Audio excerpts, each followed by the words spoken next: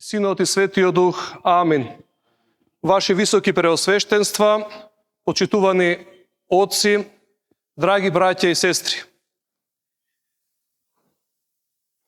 Прекрасно е чувството во денешниот ден да се биде дел од ова свечено и божествено торжество на големиот и значаен празник Илинден овде во убаво Крушево, во градот на некогашната Крушевска република.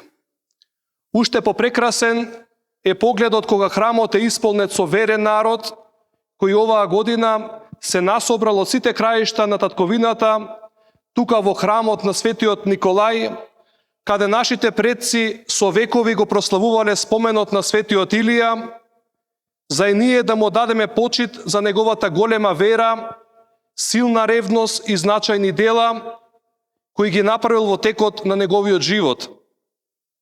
Празнувањето на празникот Илинден за нас македонците представува двојно чествување. Ние на овој ден, покрај црковното прославување, се сеќаваме на почетокот на Илинденското востание и им одаваме почит и се молиме за покој на душите на сите наши славни илинденци и борци од двата Илиндена, кои по примерот на Светиот Илија се оддано и ревносно се борија против неправдите, барајќи правда, човечност, слобода за сите луѓе на ова парче земја. Ете затоа нашето денешно празнување од тука, од местото каде што започна првиот Илинден, нашето историско востание е толку велелепно. Денес, како и тогаш, повторно бијат камбаните и ја објавуваат литургиската радост, повикувајќи го секој еден човек да земе молитвено учество во прославата на овој црковно-национален празник и да се поучи од светиот пророк Илија, кој живеел во 9 век пред Христовото раѓање. Накратко кажано, светиот пророк Илија бил еден од најголемите Божји угодници и пророци во Стариот Завет.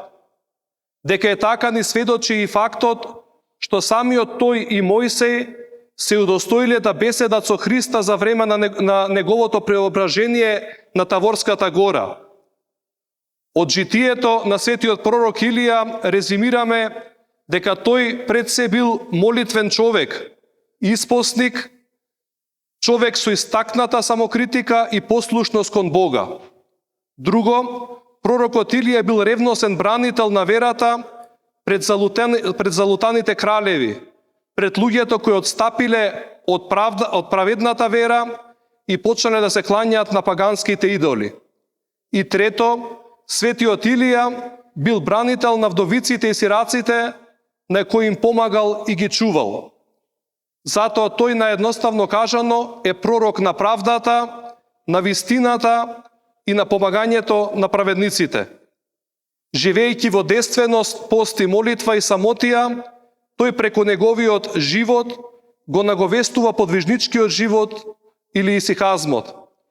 Тоа покрај Свети Јован Крстител го прави претходник на монасите, кои заминале од светот во пустина или во манастир, за преку тишина и молитва да ги преобразуваат своите мисли и чувства.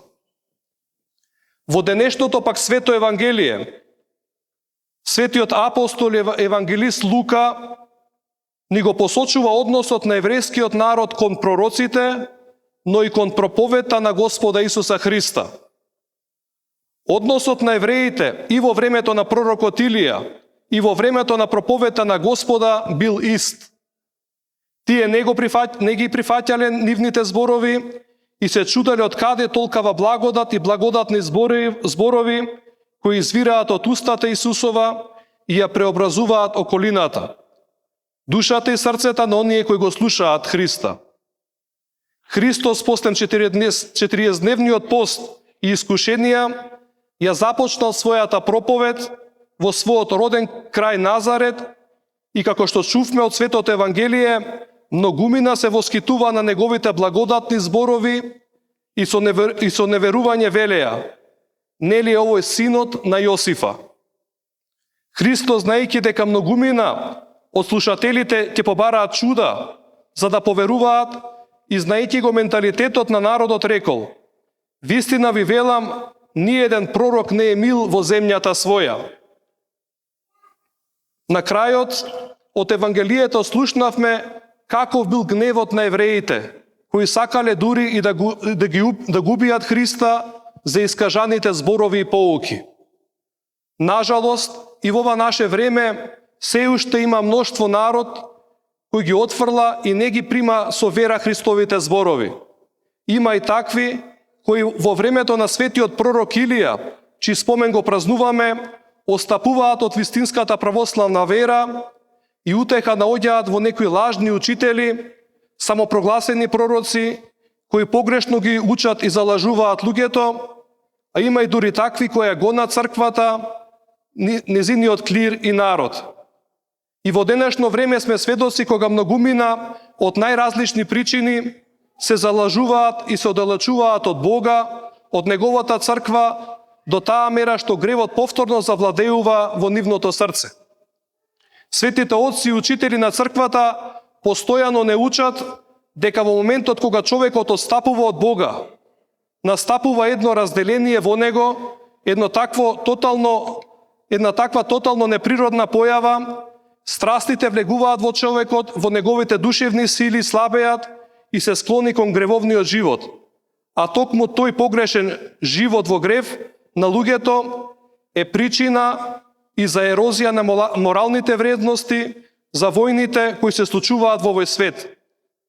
Понекогаш и Бог, за да не вразуми и за да ни покаже дека без Него не можеме да направиме ништо, не опоменува со цел да се покаеме и да се вратиме на правиот христијански пат кон спасението. Да се обратиме во прегратките на Мајката црква, овде во храмот Господов, молејќи се на Бога, на светиот пророк Илија, и за да најнапред во нашите души завладее мирот, за сите ние и нашиот православен народ се помири со Бога и да завладее Христовиот мир во целиот свет.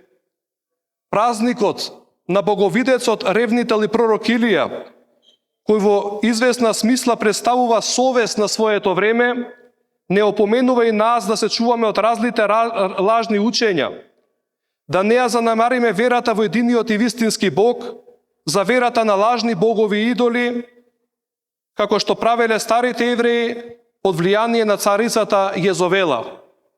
Светиот пророк Илија е испратен како будилник, труба и благовесник да ја сведочи верата во живиот Бог во времето на отпадништвото. Денес сите ние како членови на православната црква имаме задача да ја чуваме чиста таа православна вера. Православната црква ги носи пророчките зборови и е повикана да го враќа светот во прегратките Божи, во Божјата вистина, а преку таа вистина да не вразумува и нас луѓето, секогаш да сме свесни кои сме, што сме, зашто сме повикани. Ние како христијани сме повикани да се уподобиме на Бога, да бидеме во храмот, да припаѓаме на својата црква, која низ вековите се покажа како наш најголем чувар и пазител на вистинскиот наш идентитет, стожер на вистинските вредности, без кои не можеме да обстоиме како црква и како народ. Нека светиот пророк Илија ни биде наш молитвеник пред троичниот Бог и заштитник на целиот наш народ, а ние во иднина да се трудиме посилно да ги чуваме нашите христијански вредности и норми и врзнив, грижливо и обединето и сложно да ја водиме кон напредок оваа земја, доверена од Бога. Во овие празнични мигови, за крајот сакам да споделам со вас една поука која неодамна ја прочитав, која во аманет ни ја остави нашиот блаженоупокоен архиепископ Ангелари и самиот учесник бил во народно-слободителната борба. Тој во едно од своите линденски посланија го напишал следново: овде на оваа парче слободна македонска земја, ние работиме и се трудиме високо да го издигнеме македонското знаме и Свети Климентовото кандило. Да ги издигнеме толку високо да можат сите народи во светот да ја видат нашата чест и да ја разберат нашата праведна вистина. Живеете така, за да можеме да бидеме горди пред се православни христијани и горди македонци.